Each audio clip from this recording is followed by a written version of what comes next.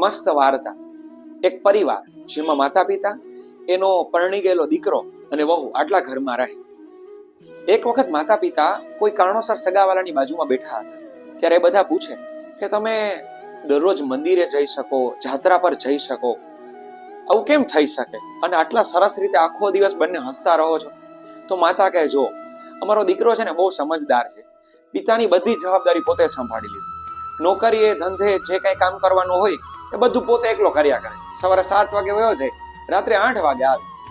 અને અમારી વહુ એટલી ડાય કે વાત જવા દો.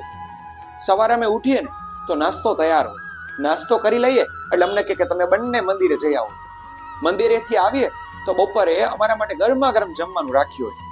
જમીને મને એમ થાય કે ના વહુને કામ કરાવું, પણ એટલી ડાય કે મને એમ કે ના તમે છે ને થાક્યા છો, થોડો આરામ કરી લો, રસોડું ચોખ્ખું હું કરી દઈશ. પછી સાંજે 5 વાગે સત્સંગમાં પણ અમારી સાથે વહુ બેસે.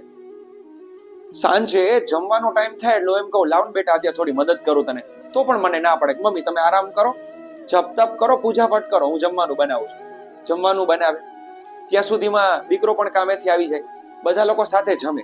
જમીને પણ બધાને કહે કે તમે એક કામ કરો, તમે ટીવીમાં કોઈ કથા આવતી હશે, સારું પ્રવચન આવતું હશે, સાંભળો. આ બધું કામ હું કરી નાખીશ. બધું કામ પોતે એકલી કરી લે. બધા લોકો ત્યારે કથા સાંભળે. કથા સાંભળી અને પછી એ વહુ બધા સાથે બેસે. બધા લોકો સાથે બેસી અને એકાબીજાની આખા દિવસની રામ કહાણી કહે. બધા પોતપોતાની દિનચર્યા કહે. અને આવી રીતે ઘર સભા રાત્રે અમે પૂરી કરી અને અમે બધા સૂઈએ. હવે તમે જ કહો, આવો પરિવાર હોય તો મંદિરે સરસ રીતે જઈ શકાય, જાત્રા પર જઈ શકાય, શું ન થઈ શકે? આ ઘટના આપણને એ જ કહે છે, જો આવો પરિવાર થઈ જાય ને તો 50% પ્રશ્ન એમને સોલ્વ થઈ જાય.